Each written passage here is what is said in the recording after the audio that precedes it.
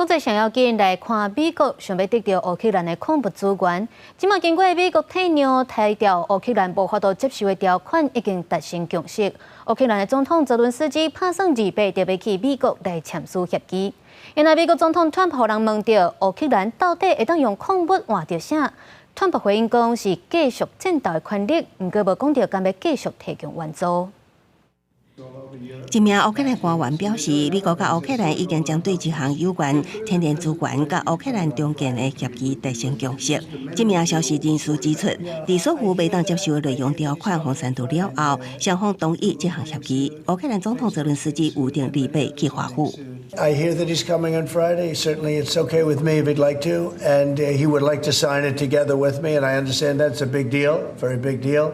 乌克兰官员表示，新的协议对乌克兰较有利，几乎认为这是一个好的结果。英国广播公司 BBC 指出，有媒体报道，修改了后内容呈现是美国为原本要求开在乌克兰天然矿产资源中得到5000亿美金的减载收益，到即马已经无遐尔坚持，不过也无向乌克兰提供确实的安全保证。这也正是乌克兰所提出的关键要求。川普2号表示，乌克兰会得到继续战斗的权利。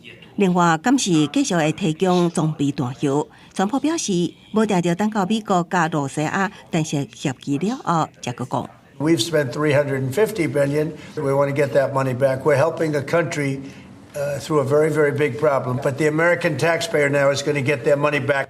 另外，美国未过完全控制这份协议中由美国甲乌克兰所成立的中建投资基金。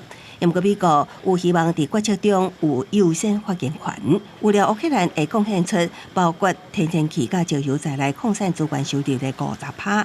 美国也会根据川普所讲的，将为稳定发展甲经济繁荣的乌克兰提供长期的债务承诺。